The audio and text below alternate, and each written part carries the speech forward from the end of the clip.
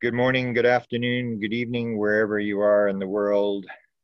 This is Grant Cameron, and this was originally going to be a live YouTube, but we are not, for some reason, allowed to go on there. I've had piles of issues.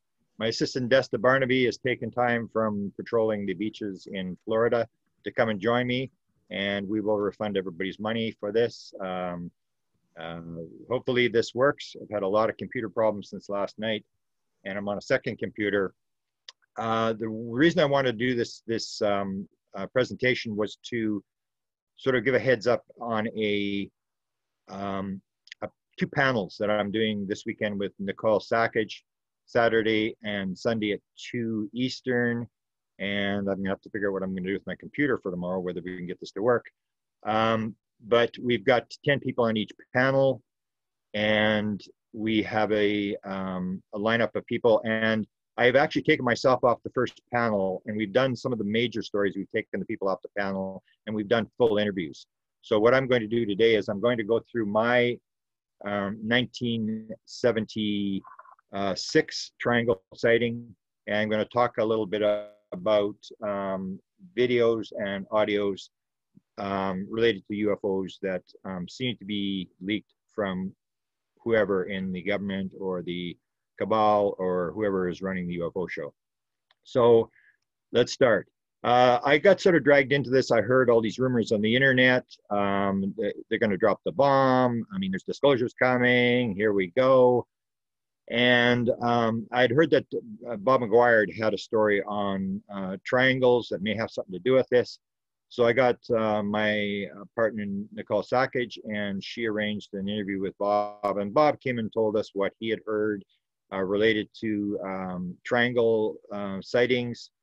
And we went from there, and I really have never really been all that interested in the UFO sighting thing, but I'm interested sort of in the cover-up thing because I've written a number of books on this. So when it comes to sightings, this is a military sighting that has just been released, a photo from a military pilot. Well, just to let everybody know, my father was a pilot in the Royal Canadian Air Force, and he had a sighting. He told me about it. He was actually a pilot for about 40 years. He was a pilot with the Canadian government. Actually flew Paul Hellyer around when Paul Hellyer was the Minister of Transportation. So my father was a pilot, so pilots see these things. My son also went through his pilot training, didn't go into the field, but has his trainings almost up to a commercial license. And he's also had a UFO sighting. So sightings are sightings, and they are kind of entertaining. And this is what the government is using to sort of, I believe, do this gradual disclosure, which I believe they're doing, which I will show you how far this goes back. But so we have the sighting. So what I wanted to do was this story was going to be released, and it was released, about the triangle video and the sightings by military people. And so what I did is Nicole Sackage and I arranged, and it was actually Nicole's idea, to have a panel of people talking about triangles. So we've got these two panels, one Saturday, one Sunday. We have about 10 people on each of the panels, and we are going to have people just telling triangle stories. So it's basically their experiences, or we have major researchers. These are some of the people that will be on the panels. The panel on Saturday has Bob McGuire, who I've already mentioned, Dale Brown, who's the state director, MUFON state director for North Dakota, and Kelly Gessner, who's the assistant. Now, I spent some time with them. We'll get into that, their triangle experiences, and that one, we're actually going to do an interview later on with Kelly. You've heard all the stories about the missile silo encounters with UFOs. Well, she's a witness to one of those. We'll do that. We have Peter Davenport, National UFO Reporting Center. Deborah Buller, Debs Buller, is an experiencer. She's going to be one of the people talking about her experience. I have Chris Peters, who is a producer in Hollywood. We're going to talk about his triangle experiences, but it's going to be on tape. So some of the bigger people, I've done a full interview with them. And on the panel, we're just going to have a segment, a 5-minute segment. And all these will be sort of 5 minutes, and we'll open the panel up. Lynn Katai, we did the interview with her. It'll be going up on the internet on my channel, which is White House UFO Grant Cameron, and Nicole Sackage's YouTube channel. We will post all these interviews. Linda Zimmerman is already up on Nicole Sackage's site. She's sort of the expert on the Hudson Valley sightings. She wrote 3 books on that. Her interview is already up. We did that one. We did an interview yesterday, I believe, with Melinda Leslie. Hers is going to be on tape. We're going to play a small segment on the panel. We actually have 2. We have 3 major sightings that she encountered on her 1,275 UFO sighting tours in Sedona, and also her personal encounter of being taken on a triangle. So that will be a separate. So there'll be 2 videos with Melinda Leslie. Joe Bookman, who was with Citizens for UFO Secret, the Citizens Hearing for UFO Disclosure in Washington, he was involved in that. He will be one of the witnesses, and Colin Saunders is a UK witness on triangles. On the Sunday, we have Dave Marler, who is the top triangle authority, written the book on triangles. Lee Spiegel will join us. He had a UFO triangle encounter in North Carolina. Nicole Sackage and Sam Maranto will talk about the famous Illinois sightings that occurred a number of years ago. There was actually 2 different flaps of sightings. So they'll get into that. Bart Bartman is coming in from Belgium. He runs the Belgian group. He will talk about the 89 Belgian triangle sightings. Chase Williams is a very interesting guy. He will introduce himself. We'll let him do that when he gets on there, give his credentials. He's sort of, I've known him for a while, but he's sort of new to panels. I have a military witness by the name of Jeff. Whether he'll come on with his full name or not, I don't know. You haven't heard this story before. Terry Lovelace, who is another military witness, will tell his triangle story. Dave Scott, we did the tape last night of Dave Scott. We'll have a little segment of Dave Scott on tape. I actually have the famous Chandler Bashar, courtesy of Dave Scott's show. I have an audio tape of Bashar talking about how it all started with him, which was, it started with 2 triangle sightings.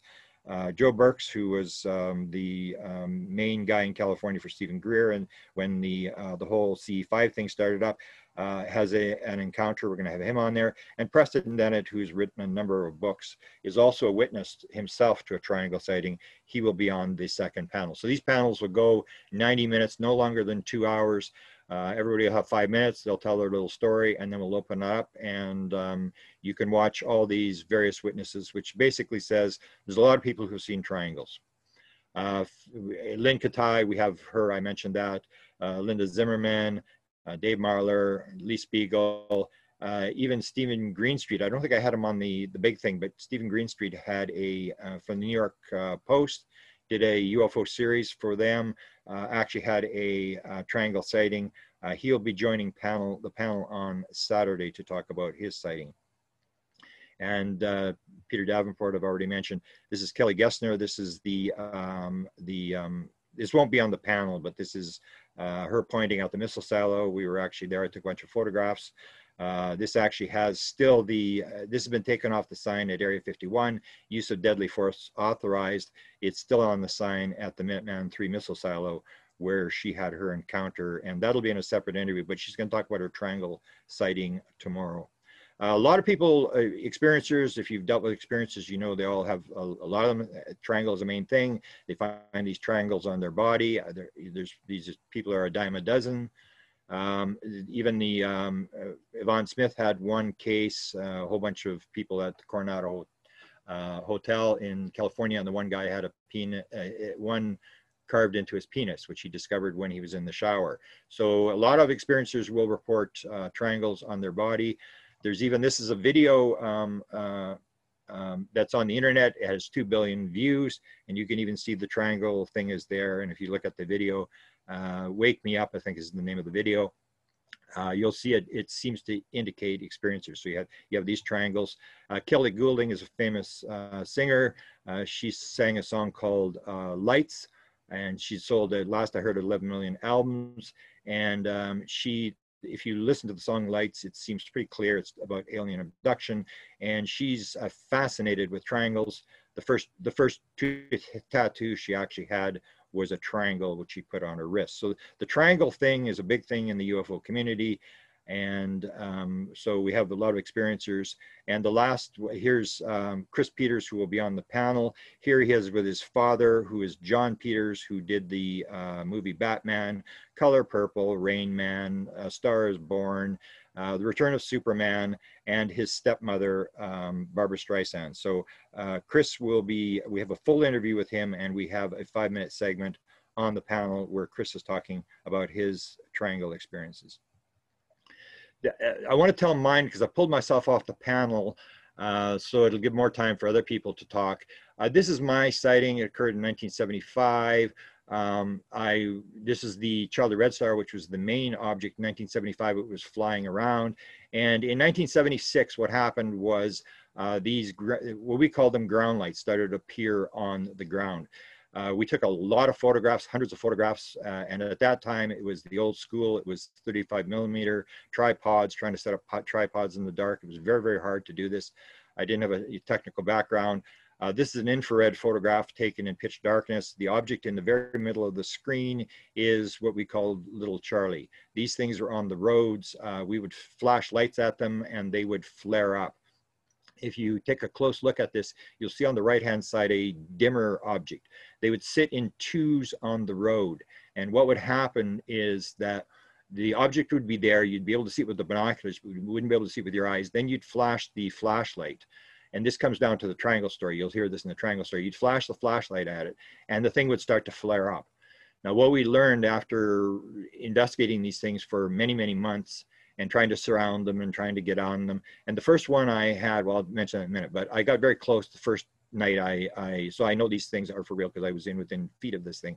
But later on, we couldn't get within maybe a quarter mile of them, but it would flare up once you flash a flashlight at it. And what we discovered when we started looking at it with binoculars, it was actually a triangle. And what would happen is you'd flash the flashlight at it, and one corner of the triangle would start to light up. It would move towards the second corner of the triangle. It would get brighter, and it would go to the third part of the triangle, and then the entire flare would take place. And then it would go back down, and we could tell that it was an object different than a car, because when a car would come, you could actually, it was quite clear. You could see through the binoculars, you could see the light coming off it. This has light that's described by people on board the craft. We called it a dead light, and I didn't realize this until later when I heard experiencers talking about this, that it was very, very bright, but you could be standing right beside it, and it would just sort of give off a little bit of light towards it. It should have been lighting up the whole countryside, and it was very, very strange type of light. So we started to pick up these things in 1976, and that's when the triangle sighting occurred. So 75, the big ones were flying around, and about 15 miles, this is looking towards the US border, which would be about 20 miles, and behind that object, 15, 20 miles. We were driving, looking for the big ones. We were about 15 miles due east of where that object is sitting. And I suddenly discovered that there was on these, what I call mile roads. So every mile, there's a road that goes towards the United States, and crossing east and west, north and south, make it a checkerboard pattern. So you could actually tell how many roads you'd moved down, how many miles you were moving and stuff like that. So one of these mile roads heading towards the United States, I suddenly realized that these ground lights were on the ground there. And I said to the kids, look, they're over here. I didn't know they were here. And we discovered these things were in quite a few locations. So what I did is I actually took out the one kid and I started to show him how this thing was reactive to light. So it would be sitting there, not sure how far it was away, you know, 300 yards or quarter mile, whatever it was. It's very hard to tell at night because you have no frame of reference because you're in pitch darkness. And I would flash it, and it would flash 3 times, and it would flash back 3 times, side to side, and the thing would go from side to side like a leaf moving back and forth across the road, up and down. The object would move up and down.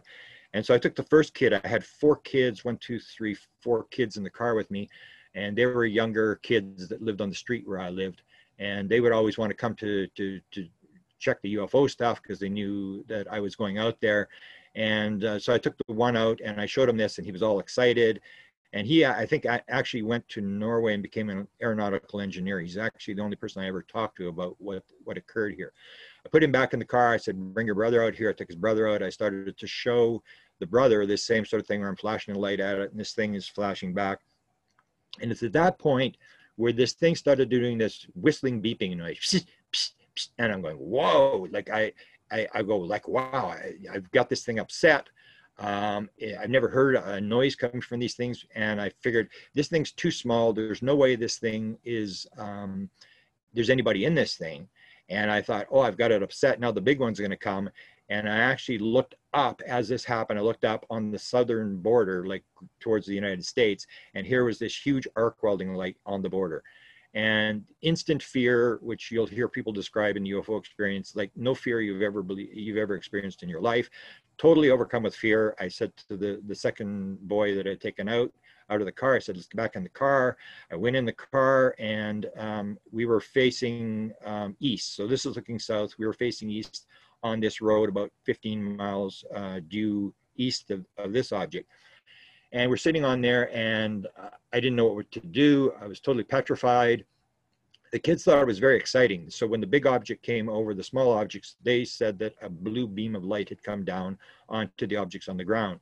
And I was watching it out of the corner of my eye. I didn't really want to look at it, and it was moving sort of along the border heading east. And I was thinking, no, don't turn. And then the thing started to make this turn. It started heading north towards the road that we were on. And I said, no, don't turn. And it made the turn, and it started coming right down the road. It was very, very low. And this is where I always point out to people that UFO shapes really don't mean too much, because it started off as a big, huge arc welding light, and it turned into this triangle. And it was the second time that I'd seen an object that started as one type of object and turned into a second type of object. So it did not turn into the triangle until it actually started down the road. Until then, it was this like huge arc welding light that was very, very intense light.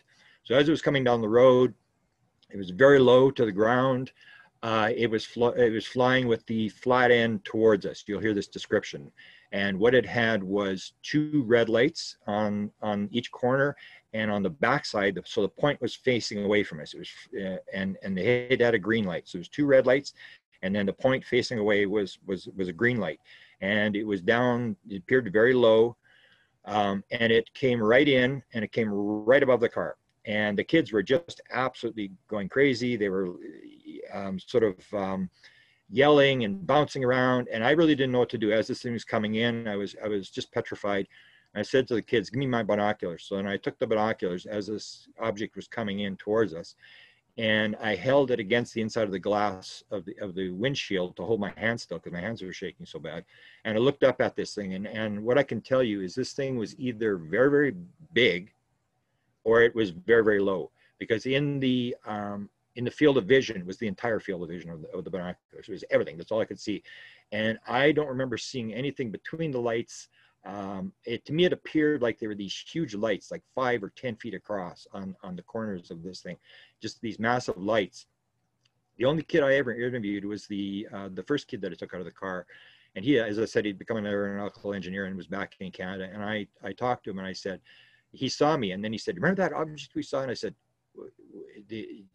don't tell me, I'm going to interview. So I actually interview him, and it's on my YouTube channel. I actually interview him, and he talks about this. Now, he described metal. I don't remember seeing metal, but he was very excited about it. He had remembered, I think he was only about 14, 15 at the time when this thing happened. Remembered it very clearly, but remembered it a little bit different than I did. So anyway, this thing was right above the car, and the fear was intense. And then it did, there's two analogies you could use. One is you take a film, you break the film in half, and you put the film back together. And as you put the film back together, there's a jerk. Or the second analogy, I think, is more clear, that it winked. It's like it just moved just the slightest little bit. It was sitting there. So I have no idea how long that thing was on top of the car, what happened when it was on top of the car, but it was down, it was right above us, very clear, very low, very big or whatever. And it did this blink thing, like it just moved just slightly to the left, and the fear instantly went away. It was completely gone. Instantaneously, the fear was gone, as if the event had ended. And this triangle object started to move into the northeast towards a microwave tower called a town called Brunkild, which is about 10 miles. Where we were, there was no town within 10 miles of us. And it started to move towards this microwave tower. And I was just sitting there watching this triangle slowly fly away. And at that moment, there was a bunch of flashing in behind the car. And I suddenly realized it was the Royal Canadian Mounted Police, the federal police. And they had pulled up inside the officer had pulled in behind the car, and all the flashers are going. And so he comes, and I said, watch, I'm going to get this guy. And they had actually been involved in the sightings in Carmen, and 2 of them had been transferred out. So I think it was the idea is do not dare talk about this UFO thing. I think all the officers were seeing these objects flying around. So he came up, and I rolled down the window, and the kids were all excited. They were sort of bouncing around. And the officer stuck his flashlight in, and he said, so what's going on here? And I said, see that object over there? And I pointed at this triangle, and it's still clear as day. You can see this triangle flying away. And he goes, yeah, I see it. And I said, well, we're watching these lights down at the end of the road. And he said, well, what lights? And I said, well, turn off your car lights and I'll show you. So he goes and turns off the car lights. And we go there, and I look down the road, and there's nothing there. It's pitch black. So I take the flashlight, and I lift the flashlight up in the air, put it back down, and this sort of orangish white object sort of appears, floats up in the air, floats back down again. And this officer's sort of looking, and then I take it from side to side, and it goes from side to side, and the kids are all excited, and they're, and isn't that cool? And this guy's looking at this thing. And then he says, it's probably just a couple of guys down at the end of the road having a beer. And I said, well, we've actually been chasing it for like 6 miles now. And then I guess he realized, because there had been an article done there in the town paper that went around all these different towns, that I had been within a couple of feet of this thing, and I was going to jump on it. And they had put this in the newspaper on the front page that this UFO researcher was going to jump on one of these things. So I guess he suddenly realized, oh, guy, these small objects, here's this guy, he's investigating, and he was determined he wasn't going to get involved. So he said, well, okay, he didn't ask for ID, nothing. He just said, okay, I'll see you guys. And he starts going towards the car. And at that point, I said to the kids, get his license. And he started to run. He jumped in his car, and the gravel was flying. And these 3 kids ended up chasing this RCMP car down the road with their flashlights. And we did get his license plate number, but I never did go and make his life miserable and track him down to tell what he saw with this triangle, because he saw it pretty clear. It was right there. So that was the triangle sighting. That was my story in 1976. And these things were flying around. We were actually taking notes. The kid that was in the front seat is now, of course, grown up. He was taking notes. We had all sorts of objects. There was a bunch of triangles flying around, but there was no triangles in 75. In 75, they looked like that Charlie Red Star, like a plasma type object. So the object had sort of changed. Here's the photograph that we took. Oh no, this is a photograph. This is a photograph when I was within feet of this thing. I had an 8mm movie camera. I didn't get it processed for probably 35, almost 40 years, because I just had lost interest in sightings. I didn't care about sightings. So these three-minute 8mm tapes sat in my desk for many years. And then finally I went and got it processed. And this is the brightest part on the one film, which I would have estimated, because what happened was I got within a few feet of this thing. What I did was I took 7 steps, 3 seconds of film, 7 steps, 3 seconds of film. And I came right in with an 8mm movie. And you see it looks like the 1975 object with this orange thing. And they called it Charlie Red Star.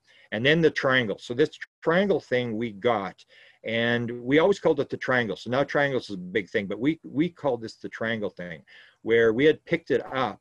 And it was taken it was taken by a photographer. I used to have photographers come out all the time, and they said, oh, I can capture this thing. So people were coming out from the university, from different places with these huge telephoto lenses and all this sort of stuff. But in 75, the technology to photograph at night wasn't really good. This is the one, almost like the 2 red lights on the front, and the green light is at the wrong angle where you can't pick it up. So this was actually picked up on the film, and whatever it is, I don't know, but we always, from the 70s, we always considered this to be a photograph of the triangle. Other people had reported triangles in the area. There was a lot of sightings. There was the high school, 58% or 59% of the kids said they'd seen something in the high school of the main town. And a lot of people were reporting to see these V-shaped formations of UFOs flying around, which would actually move around and turn into like a triangle where they were flying in a triangle formation. They were also flying on a wave, which I guess I won't get into. These things were actually bobbing up and down. They were not flying in a straight line. So we did a lot of work on this, and I wrote the book called Charlie Red Star. In the 70s, nobody wanted to publish the book, which is why I said, I've had it with sightings. That's a waste of time. I'm going to try to find out what's going on. Nobody really cared about all these stories I'd put in the book. And what you see, like with the wave, you see this, the object was always described as bobbing. that the Charlie Red Star didn't fly in a straight line. So it would be like this triangle thing where it was sort of moving up and down. And they actually caught this thing on film. If you look at a documentary called UFOs, It Has Begun, I think it was Jacques Vallee was narrating in that documentary where it was actually captured on the ground. And when they analyzed this frame by frame, this came out that this thing wasn't flying in a straight line. It was flying on a wave, and then a smaller wave on the big wave, and it appeared to be rotating. And we thought that because it was doing this pulsing thing as if it was rotating. Now this is the photograph that has just been released, and I would say that people saying it's a Mylar balloon is definitely not a Mylar balloon at 35,000 or 30,000 feet. Mylar balloon would totally collapse because it can't stand cold. But what's going to happen with this, as I said, it's to me, when I heard the story, oh, there's going to be this big disclosure, the government's going to drop this thing. This is going to run into the same problem as what happened with the Nimitz videos, in that you're going to have to move it out. So you can have all the videos you want, but the thing is, how do you get it over the wall? How do you get it out of the Pentagon? And this was the packing slip, and this is Rhonda Essex, I was told was the person involved with moving the Nimitz thing videos out. And that's the problem, is with the Nimitz video, you have this thing, which this new photograph is going to be under the same sort of attack in terms of, okay, where's the declassification of the video? Because Bob McGuire said he saw it in classified channels. So somebody declassified it. Where's the paperwork? Where's the paperwork that moved it to Tim McMillan, who moved it out? And that is the big thing, which so far hasn't been released. And that is the idea of, I was told, intelligence is on a short leash. They have all these rules and regulations, and they've got to follow. Well, if there are rules and regulations, then I think the biggest obstacle this photograph's going to encounter is getting the chain of custody as to who had the photo and how did it get it into the public. Now, I want to show you that this goes back a long time. So people think this is new. This is the government has suddenly decided to open up. Well, let's go back to 1974. I wrote this in my book called Managing Magic. And I'm going to read to you from 1974 from the section, because I go to Managing Magic, I go year by year. And what I say is the same dog poo-poo, different day. It's the same story. And back in 74, it was actually going back in the 50s with Disney, but in 1974, let me read to you from my book from 1974. And you tell me this isn't the same type of stuff that is on Twitter right this very moment. From the APRO organization, there was three big UFO organizations in the 1970s. One was APRO. This is what they said, 1974. The government will release all its UFO information within the next 3 years. So they had an inside scoop. Someone who's telling them it's going to. Here's one from the National Examiner, one of the papers, tabloid papers that was covering it at the time. The government is almost ready to release some of the information it has reportedly withheld from the public for 25 years concerning extraterrestrial life. This super cover-up concerning UFOs makes the White House Watergate look like a high school affair. Here's one from Ralph and Judy Bloom, who wrote a number of books on paranormal phenomena in the 1970s. This is what they said in 1974. We predict that by 1975, the government will release definite proof that extraterrestrials are watching us. And the last one. This is from Robert Berry, who was the head of the 20th Century UFO Bureau. Here's what he said in 1974. The government will tell us what's been going on in a series of television documentaries over a period of months. The entire story is slated to be disclosed by the 200th anniversary of independence on July the 4th, 1976. So this scenario now, what I heard and what got me interested in this triangle thing was like, oh my God, they're going to disclose, here we go. And it's like, they've been doing this since they invented the wheel. I mean, it's the same story over and over again. So let me give you an interesting story, and this I've talked about a few times, but I want to put it on the record here. I'm good friends with Bob Emenegger. Bob Emenegger is the guy who produced the documentary UFOs Past, Present, and Future in 1975, which he gave to Steven Spielberg, which later became Close Encounters of the Third Kind. And I'll get into that in a second. But Bob Emenegger was approached by Alan Sadler, his partner in LA, who had a production studio, and said, we got this, the Pentagon wants us to do some documentaries. So they went in and they were going to do these documentaries. They were given 8 documentaries, and then they were told to do a UFO documentary. Now, here's Bob describing this encounter, which took place in 1973. And you see this 1974 thing, that there's going to be these documentaries the government is about to release. Bob is contacted, and he has no interest in UFOs whatsoever. And he said this was a clear Pentagon deal. It was a signed contract. There was no hiding anything. It was a same type of documentary deal it had done for other people. Here's him talking about the encounter in about 1973, where he is contacted to drop a bunch of material, UFO material, into the public. And then we were taken to a clean room being it's not dark. Paul Shartle was the one who took us in there and said, what would you think if we told you we had a landing at Hollowman Air Force Base of an alien craft, and it was filmed by our TDY, our temporary duty guys, and the film was sent here to Norton, where all films usually are sent. And he said he was given a heads up by a man named Alfonso Lorenzo, which always is a mystery man to me. And I thought, this sounds outrageous. UFOs and all. He said, well, look, if you're interested, check with captains, whoever it was, to set up a liaison with the Pentagon. But bury those under those other projects, because it's a red flag if you get into the subject of UFOs.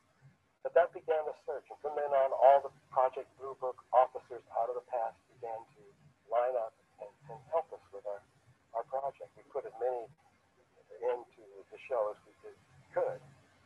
And that began the project. And the guy he's talking about is Captain Verona. He was the sort of the guy who got them into Hollowman Air Force Base to do filming and stuff. They were able to go, but everything had to go through this Verona. Now here's Bob talking about lots of film. The fact that this was not just one little photograph he got. He was given access to all sorts of film. They would have let us have a lot of things. We previewed all kinds of film, and there was no restriction on whether to use it or not use it. Now, the most famous film that they were given is the Hollowman Air Force Base film. This in later years, NIDS did an investigation on this, and I was contacted because I was good friends with Bob Emenegger, what I knew about this film, where I thought the film was.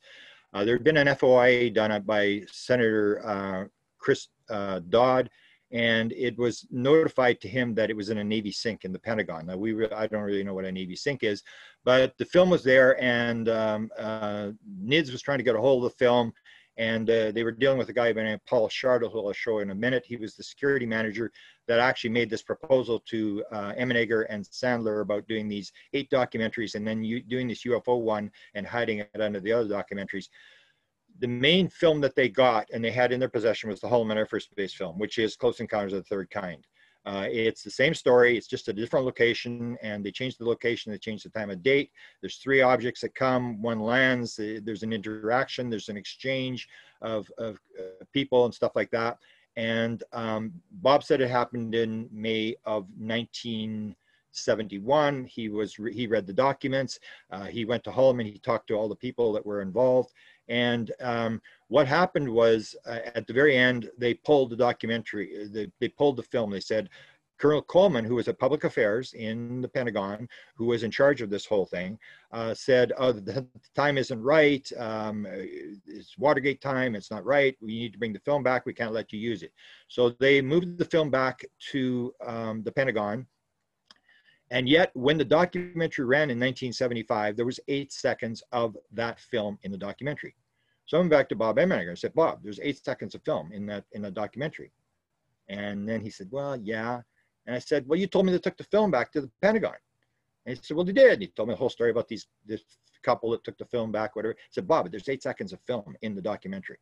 And he said, well, it was just background. And I said, what do you mean background? He said, well, it didn't show anything.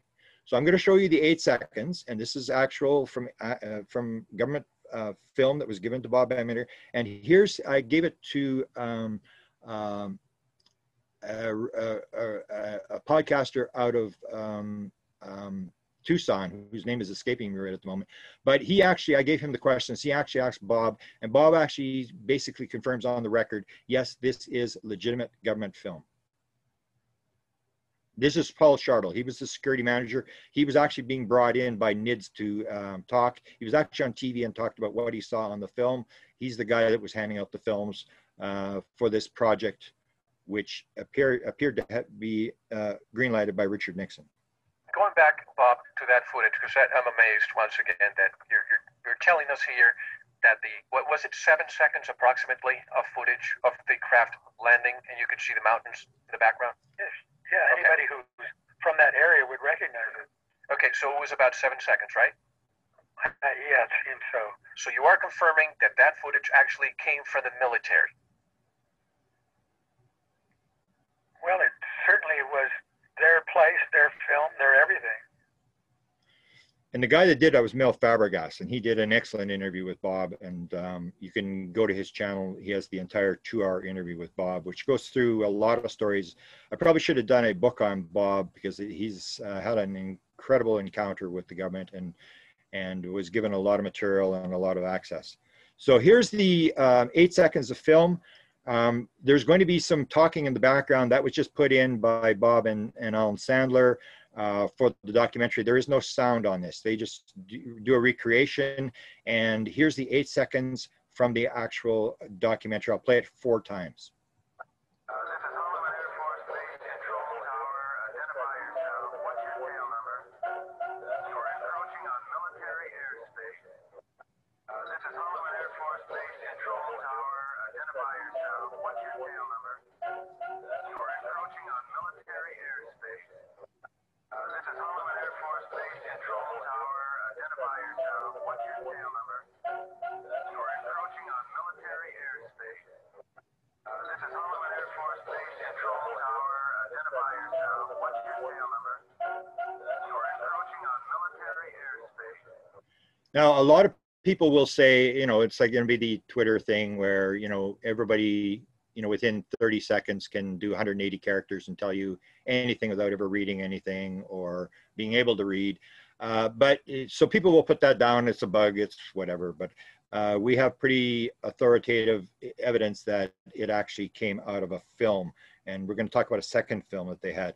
So Hynek was involved in some of these projects with Bob Emenegger because they wanted Hynek and they wanted Jacques Vallee dragged into this sort of thing. Now here's him talking about being contacted by military people. One was Bob Scott, who had a PhD, ran DAVA, which was the Defense Audiovisual Agency, where all the military film was. That's where at Norton, where they were first contacted inside this DAVA facility.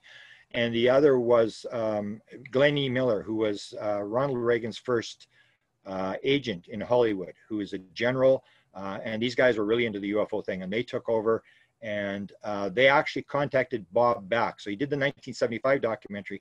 And then in 1983, he's actually contacted back. You'll hear him talk about this in a second. And he's actually asking, is this Reagan? Like, why are you bringing me back? They wanted him to do another documentary. And in the second one, in 1983, Hynek was involved. So here's him talking about Hynek and a meeting, kind of an interesting story about Hynek and these guys from DAVA with the films. He brought some tapes, and I picked him up at the airport. And Miller said he was going to meet us at my house. And Hynek we were sitting around waiting for him. And finally Miller sort of walked in and said, well, he said, they're voice activated. And I remember Hynek kind of looking at him and said, what? What do you mean?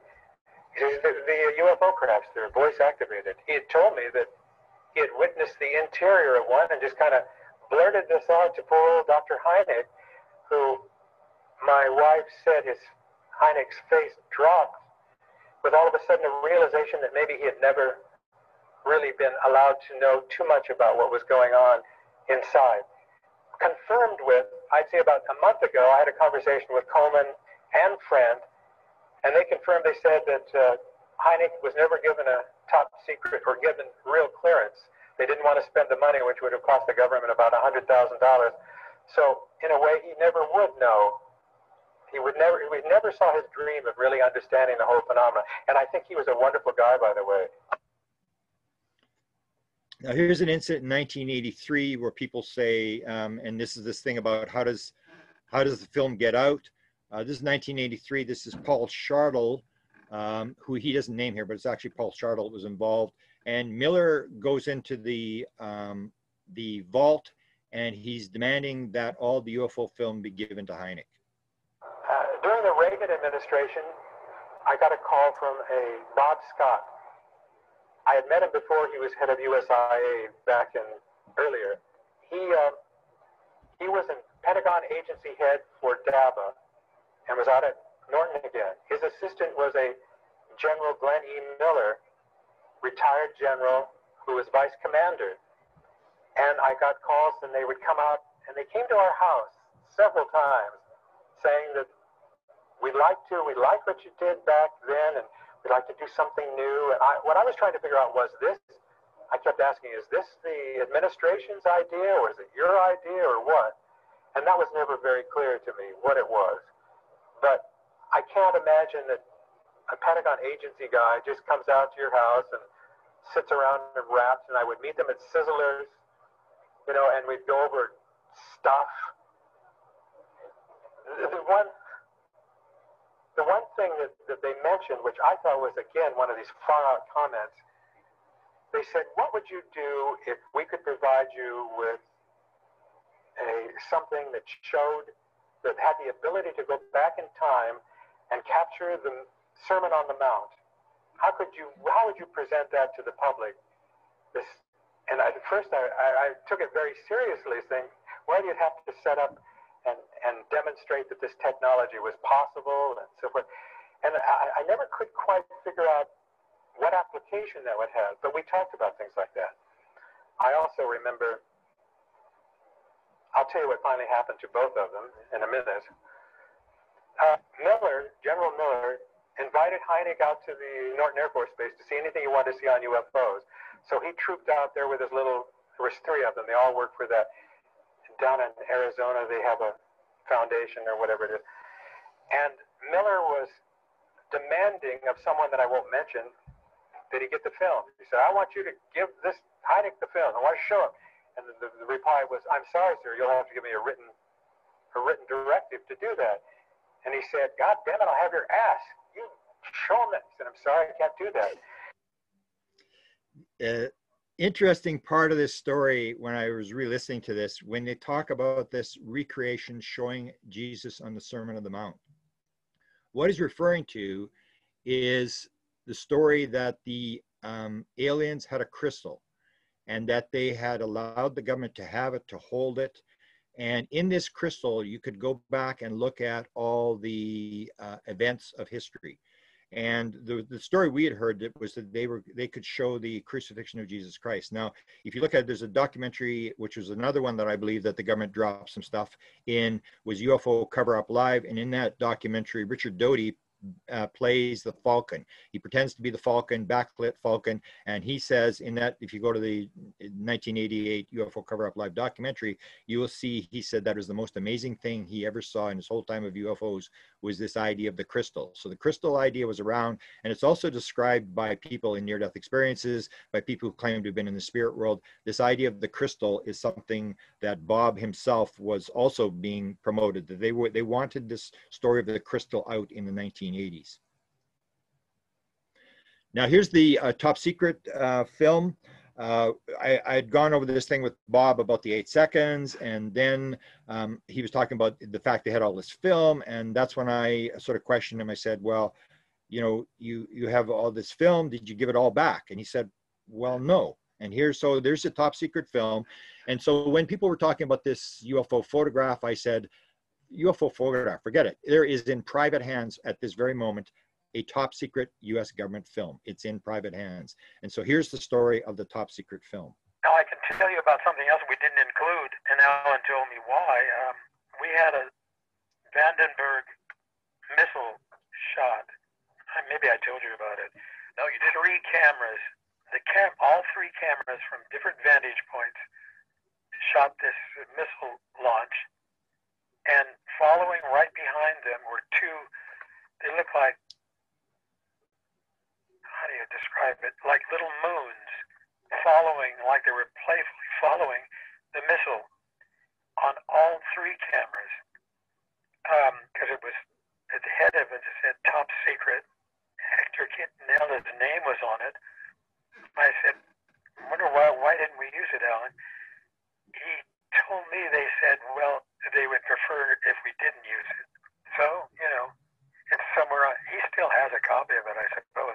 But what good does it do out of context? We're given a film, a top secret, it was still top secret on it. Quintinella's name was on it, of a launching at Vandenberg, of which 3 cameras followed the one missile takeoff, and behind it, you saw 2 little white, look like transparent moons, just sort of trailing and following it their way, but in every camera, no matter what position, so it wasn't a reflection. So we had Bob Baker, who was the guy who did the 1952 Robertson panel guy. Anyway, Bob Baker was well known at that time. So he came in and analyzed it and said, you know, it's 1,000,000 and 1 that it's anything but, it's not the Venus, it's not a reflection, it's this, it's unknown stuff. And so basically what happened was, I said to Bob, you didn't give it back? And he said, no, I think Alan's got a copy. So what has developed since that time, this is going back, I guess, about 10 years. I was working on a project with Angela Joyner, and I told Angela Joyner about it, and I said, let's try to get this film. So Angela, we made the contacts, and Alan Sandler actually said, well, if Angela went to Oregon, he would show her the film. But she really didn't want to do that, and I know Linda Howe went there. I'm not sure whether Linda knew about the film, but she did spend some time with Sandler in Oregon. And so what happened was James Fox was doing the Stevensville, Texas case, which Angela Joyner, that's her case. And she told him about this film. Now, I believe that Fox may bring it up on the Rogan show, but Fox did go and try to recover this film. And what he told me, and I can't really quote him, but the money was too much. He couldn't afford the money that was being requested for this film. And it was not for to buy the film, it was just to use the film. So this film is in a vault. It is still around. It's top secret. It appears to be the Bob Jacobs video where they're tracking this thing from Vandenberg, or it may be a similar thing where there's an actual encounter between a missile and UFOs. So this film is still around and it's in private hands.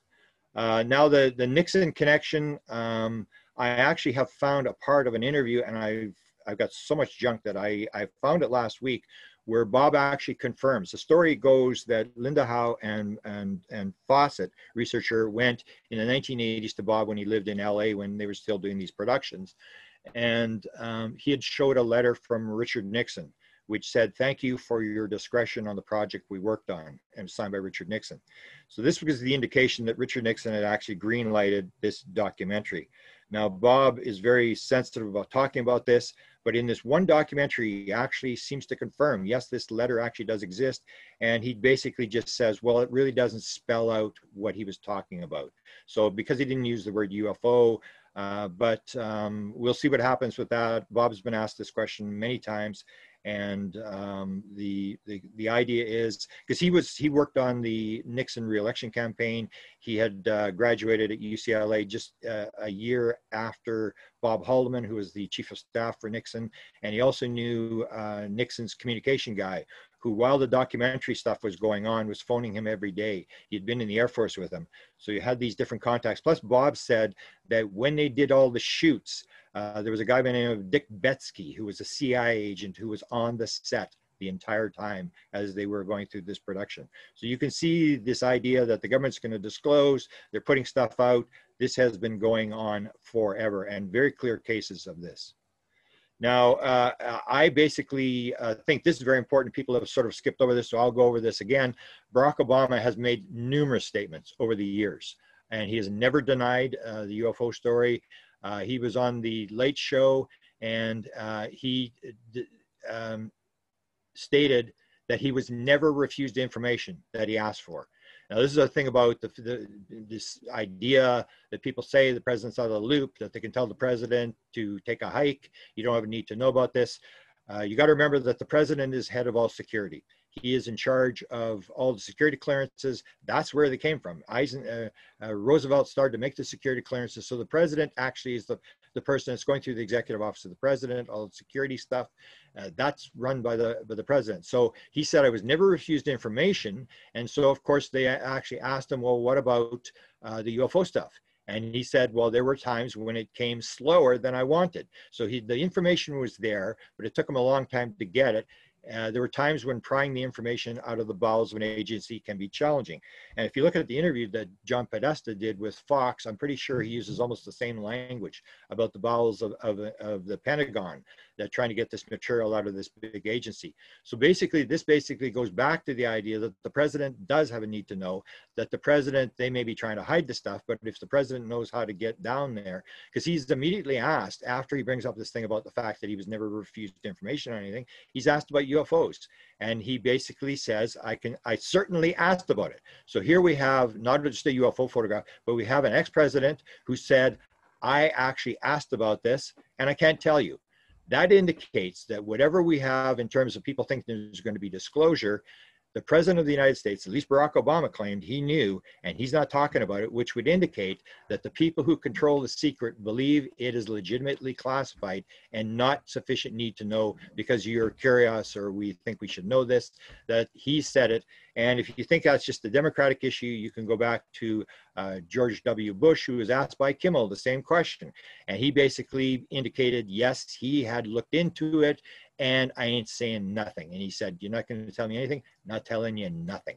So it indicates, yes, the president may know, and that for some reason they consider this to be classified, top secret, need to know, and whoever is trying to get it does not have a need to know. It is properly classified, held deep within the bowels of probably the Pentagon. So I'll leave it at that. Thanks a lot, and sorry for the delay and all the confusion, and hopefully you learned something from this. We'll do it again soon.